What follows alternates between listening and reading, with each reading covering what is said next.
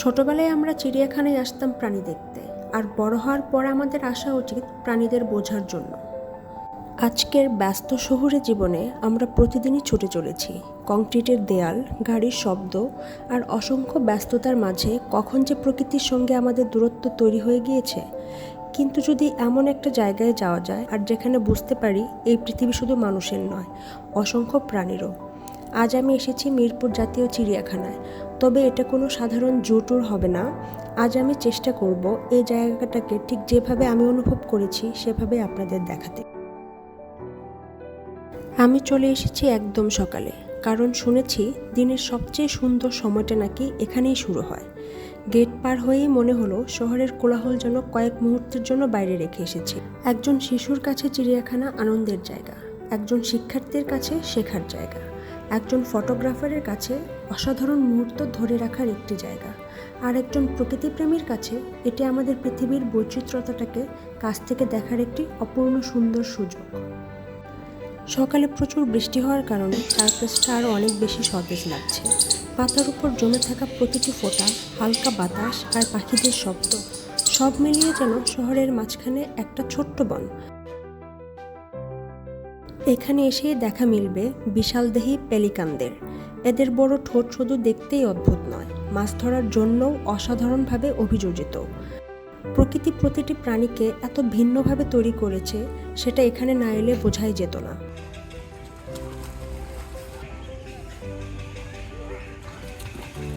এখানে দেখা মিলবে অপূর্ব গোলাপি ফ্লেমিঙ্গোদের। সত্যি বলতে বাংলাদেশে দাঁড়িয়ে এত সুন্দর ফ্ল্যামিঙ্গো দেখব এটা আমি কখনোই কল্পনা করিনি। এখানে শুধু পরিচিত পাখিই নয়, রয়েছে নানা প্রজাতির দেশি বিদেশি পাখি। কিছু চিনেছি, কিছু চিনতে পারিনি, কিন্তু প্রতিটি যেন প্রকৃতির আলাদা এক শিল্পকর্ম। এখানে এসে আমি এমন দৃশ্য দেখলাম যেটা আমার পুরো ভ্রমণের অন্যতম প্রিয় মুহূর্ত হয়ে থাকবে। কিছু পাখি বাসা বানাচ্ছে, কেউ ডিমে তা দিচ্ছে। দৃশ্যটা মনে করিয়ে দেয় মা হওয়ার অনুভূতি শুধু মানুষেরই নয়, প্রকৃতির প্রতিটা প্রাণীর জীবনে ভালোবাসা, যত্ন আর দায়িত্ব আছে।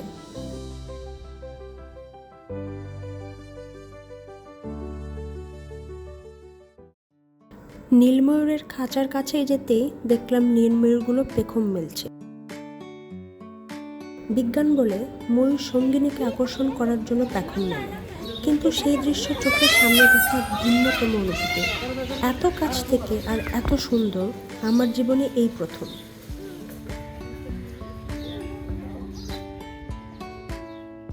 হঠাৎ করে একটি সাদা ময়ূর ধীরে ধীরে তার পেখম মেলে ধরল, প্রথমে একটি, তারপর আরেকটি।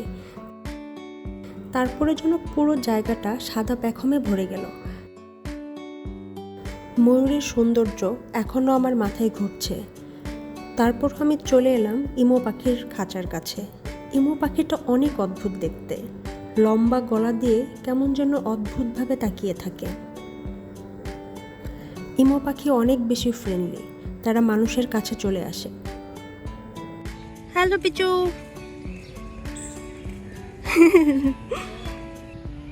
লুক।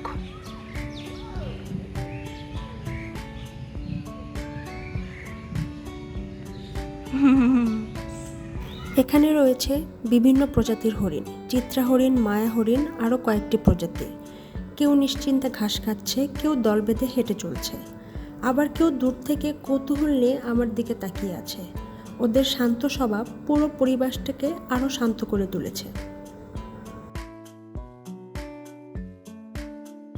তারপর দেখা হলো আমার আজকের সবথেকে ক্যামেরা ফ্রেন্ডলি প্রাণীর সঙ্গে, জ্যাব্রা। মনে হচ্ছিল ক্যামেরা দেখেই ওরা সামনে চলে আসছে, যেন নিজেরাই পোজ দিচ্ছে। ওদের শরীরে সাদা কালো ডোরাকাটাগুলো এত নিখুঁত, যেন কোনো শিল্পীর হাতে এঁকেছেন। আর আশ্চর্যের বিষয় হলো পৃথিবীর কোনো দুইটা জ্যাব্রার ডোরের নকশা এক নয়, প্রত্যেকটির নকশা আলাদা, ঠিক মানুষের আঙুলের ছাপের মতো। এখনও গুড়ি গুড়ি বৃষ্টি হচ্ছে, ভেজা পাতার গন্ধ, দূরে পাখির ডাক, আর সামনে অপেক্ষা করছে চিড়িয়াখানার সবথেকে জনপ্রিয় বাসিন্দারা। চিড়িয়াখানায় আসা প্রায় প্রত্যেক মানুষেরই অপেক্ষা থাকে বাঘ দেখার। দূর থেকেই বোঝা যাচ্ছিল আজ ওর মধ্যে এক ধরনের অস্থিরতা আছে। কিছুক্ষণ পর জানতে পারলাম সম্প্রতি জন্ম নেওয়া শাবকদের নিরাপত্তার জন্য তাদের কাছ থেকে তাকে আলাদা করে রেখেছে। তাই মা বাঘ বারবার সেইখানে যাওয়ার জন্য অস্থির হয়ে আছে। প্রকৃতিতে মাতৃত্বের অনুভূতি যে কতটা গভীর, সেটা মানুষ হোক বা প্রাণী, ভাষা আলাদা হতে পারে কিন্তু ভালোবাসা এক। এরপর দেখা হলো আফ্রিকান সাদা সিংহের সঙ্গে। দূর থেকে মনে হচ্ছিল এ বুঝি কোনো মূর্তি, একদমই স্থির, একদমই শান্ত। তারপর হঠাৎ সে একটু চোখ নাড়ালো, আর তখন বুঝলাম জঙ্গলের রাজা এখনো তার রাজকীয় উপস্থিতি নিয়ে এখানে আছে।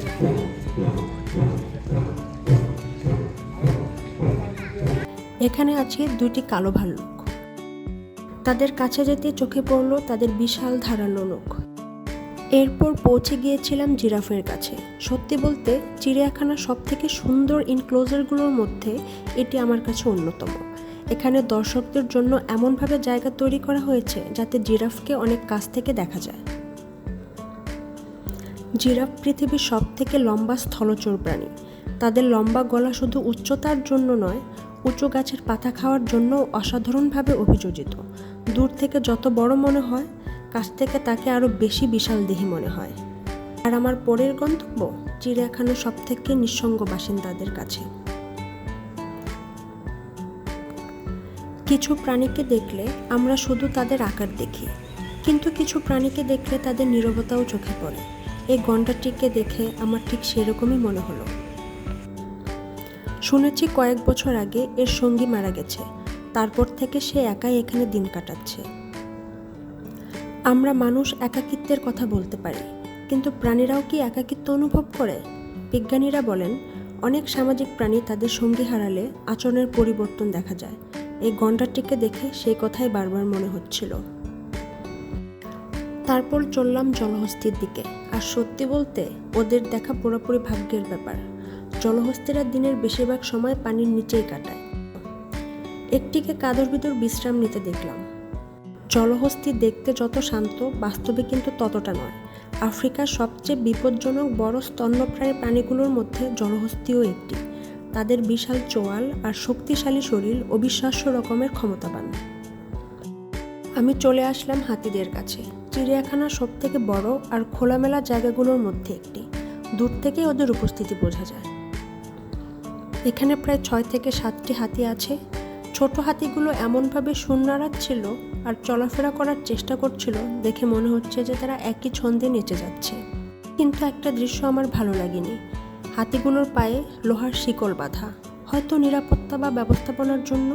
তবুও সেই দৃশ্য দেখে মনটা একটু খারাপ হয়ে গেল। তারপরে চলে আসলাম আমি বানরের খাঁচার কাছে। বানরের খাঁচাটা অ্যাকচুয়ালি অনেক বিশাল বড়। এখানে আছে অনেকগুলো বানরের খাঁচা। আলাদা আলাদা প্রজাতির বানরকে আলাদা আলাদা জায়গায় রাখা। এখানে এসে অনেকক্ষণ দাঁড়িয়েছিলাম। ছোট ছোট বাচ্চারা বানরকে দেখে খুব আনন্দ পাচ্ছিল। কেউ হাত নাড়াচ্ছে, কেউ ডাকছে, আবার কেউ কাছে গিয়ে খাঁচায় টোকা দেওয়ার চেষ্টা করছে। মজার ব্যাপার হলো বানরগুলিও যেন সব কিছু বেশ উপভোগ করে। আমি গিয়েছিলাম সকালে, সবগুলোর খাবারের সময়। তারা একে অন্যে সবাই মিলে একসাথে খাচ্ছিল। ছোট বানরগুলোর লাফালাফি জায়গাটাকে আরও বেশি প্রাণবন্ত করে তোলে। এরপর ঢুকলাম সরীসৃপ অংশে। আর এখানেই দেখলাম সবথেকে ভয়ঙ্কর অথচ সবথেকে সুন্দর প্রাণীগুলোর একটি, অজগর। সত্যি বলতে এত বড় সাপ আমি শুধু সিনেমাতেই দেখেছি, বাস্তবে এই প্রথম। কিছুক্ষণ আগেই হয়তো বা খাবার খেয়েছে, শরীরের মাঝখানটা বেশ ফোলা, এক ভয়ানক অপূর্ব সৌন্দর্য। কিন্তু এখনও আমার এই ভ্রমণ শেষ হয়নি। সামনে অপেক্ষা করছে এমন একটি জায়গা যেখানে শত শত প্রাণীর ইতিহাস সংরক্ষণ করা হয়েছে। মাত্র 10 টাকার টিকিটে ঢোকা যায় এই প্রাণীর জাদুঘরে। এখানে সংরক্ষণ করা আছে বহু প্রজাতির প্রাণী ও পাখির নমুনা, যেগুলো শুধু দেখার জন্য নয়, শেখার জন্য। যদি প্রাণী জগৎ সম্পর্কে আগ্রহ থাকে তাহলে এই জায়গাটা একদম মিস করা উচিত নয়।